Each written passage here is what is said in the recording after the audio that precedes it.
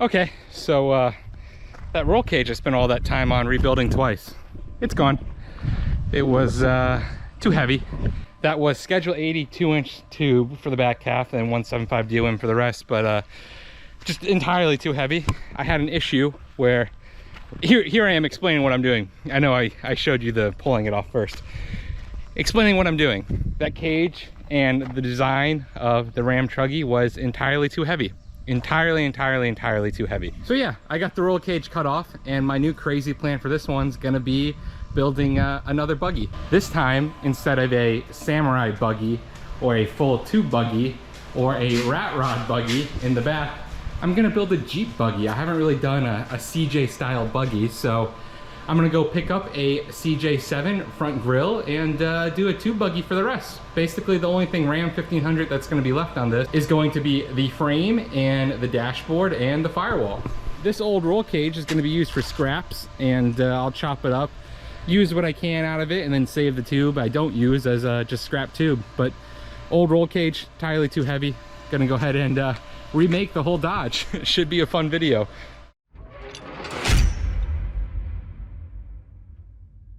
Okay, so this go-kart's a lot bigger than I remember, like height-wise, but next time you see this, every unnecessary body panel will be removed. Most of the cab will be removed besides the dash, and it'll look like bare bone skeleton, and it'll be a new day. I'm gonna do it really early in the morning because it's getting hot out. It's like 100 degrees these days, so I'm gonna do it early, knock it out, turn the camera back on.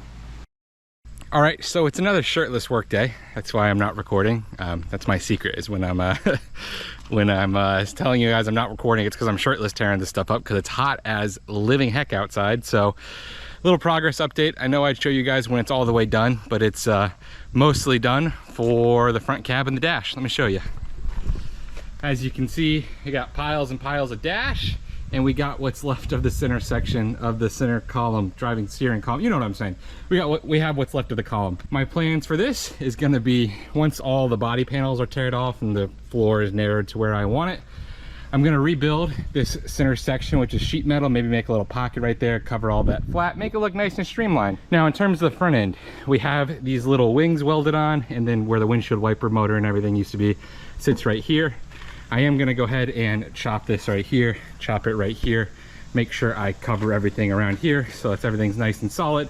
And then I'll have a wide open engine bay. Then I'm gonna move the radiator, slant it back towards the engine, and then I'm gonna put the Jeep grill on it. So that's my overall plan. I just wanted to give you guys a quick update. All right, so another late day, just got out of the gym, but I came back, knocked out another hour of work on this thing, and we have the front grille, the radiator, and the transcooler mounted, and fully welded into place, and I even went ahead and boxed the leaf spring hanger. So let me show you. As you can see, the Meep, I'm calling it, the Mopar Jeep, has a mount for the radiator. Radiator is nice and zip tied in place for now. I might go ahead and weld some mounts out and bolt that into place, but for now we got 200-pound zip ties in 4 corners. Should be plenty sufficient. As you can see, this is our clearance between the fan. Instead of having the radiator all out here with like literally 1.5 feet of clearance because of the mechanical fan, shoved it in place, gave it a nice little rake, and we're looking at about 2 to 3 inches of clearance. Upper hose fit perfectly. Had to order a lower radiator hose. That'll come in the mail, and I'll mount that myself. But here's how we're looking with the Mopar Jeep, the Meep. I think for the front right here, I am gonna mount a 12,000-pound winch just permanently in place instead of using a removable mount like I use on the rest of them. And when I say I boxed the leaf spring hangers, I went ahead and zapped the old body mount. This is where the old radiator cross member used to mount to, so there's a body mount right here. Zapped that off, Went ahead and took some 1/8 inch plate, welded it in place, beat it with the mallet to match the shape of the hanger, and that's how that's in place. So gonna go ahead and spray all this black. No need to worry about anything else. I think the roll cage is gonna be white eventually, so red, white, and blue. But I went ahead and sprayed all this black just for a quick undercoat. And yeah, gonna call that good for today. I've got a lot of work to do still left on it, obviously. For the time being, this is gonna be good. We're gonna go ahead and make an upgrade to the pipe bender using a 12-ton air hydraulic. So we're gonna go ahead and make an upgrade to the pipe bender, and then we're gonna come back working on the MEEP, doing the front end roll cage work.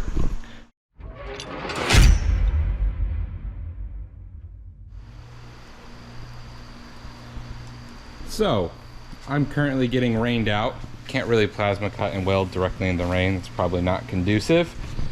I've got the winch sitting in place. Haven't mounted it yet. Just gonna make a simple mount that runs off this 1/8 inch right here, gussets down, and then comes into the back of this 1/8 inch where this is boxed in the back. So 4 bolt holes going through there. Gonna mount it right to that cross member. That's how the winch is gonna mount. I've also been cleaning up the wiring. I put an air filter on it, just a 4-inch air filter that used to be a cold air intake, so just a 4-inch opening on that. Normal 4-inch air filter from Amazon, super easy. I've also mounted the wiring. I even included the cruise control still, so that way I still have cruise control. This is zip tied in place on the shock tower. Gonna find a better place to put that eventually. I'll probably end up extending all those wiring harnesses and running it into the cab, to tell you the truth, but for now, that's where it's gonna stay. Last few things I gotta do is mount a battery, which I'm gonna mount up there and make a box for it, and then use a Amazon clamp to clamp it down to the box. Should be nice and simple. So okay, the rain stopped. I got 15 minutes before I have to go to the gym and then go run some more errands. So let's knock this battery box out.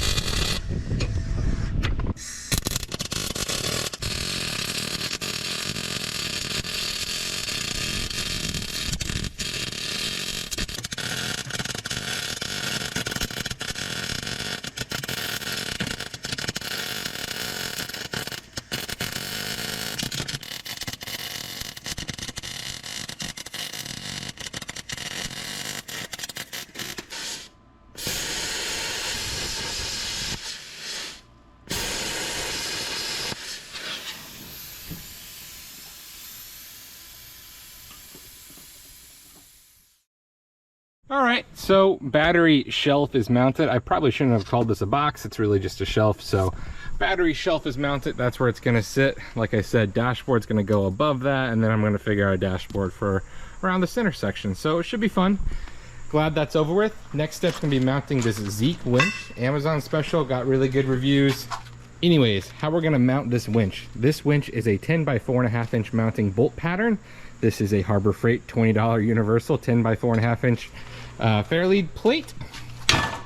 We're going to slap that bad boy right here, straighten everything up, even it up, weld it in just like that, so the bolt holes go directly into this plate. This will be sitting about this angle, which means we'll have to make some gussets going down to the subframe. So that's how it's going to work.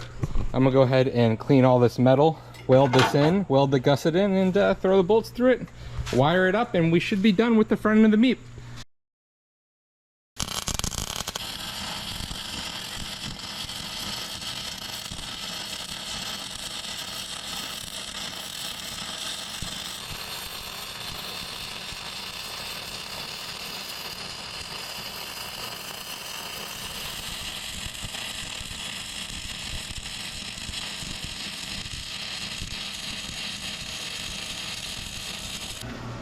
All right, so those are 2 1/8 inch U-channel gussets to match that 1/8 inch Fairlead lead, guide, whatever you want to call those things. That's how it's welded in.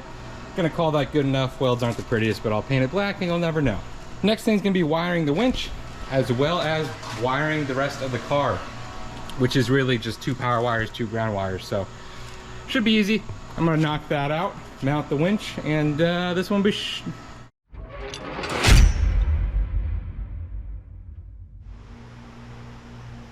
okay, so we're done for this video.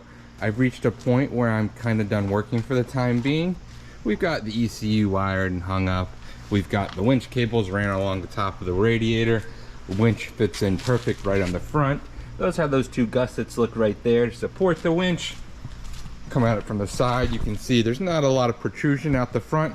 I could always add a stinger if I really wanted to. A nice aggressive stinger probably won't look too bad right there.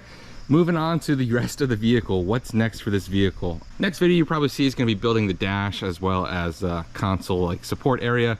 So that's going to come up in a video. That's just going to be like 1/8 inch sheet metal just tacked together like a jigsaw puzzle. Should be pretty fun.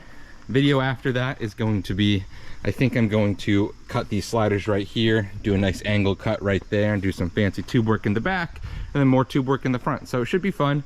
That's going to be a video in itself. Video after that is going to be probably the Redneck Ram kit. As you can see, I've got my steering linkage and box all taken out. And that's because the box itself is shipped off to West Texas Off-Road to rebuild it, port and tap it, and send me the Redneck Ram kit. So that's going to come in the mail, and that'll be a whole video in itself too. So next 3 videos are going to be pretty fun with this one.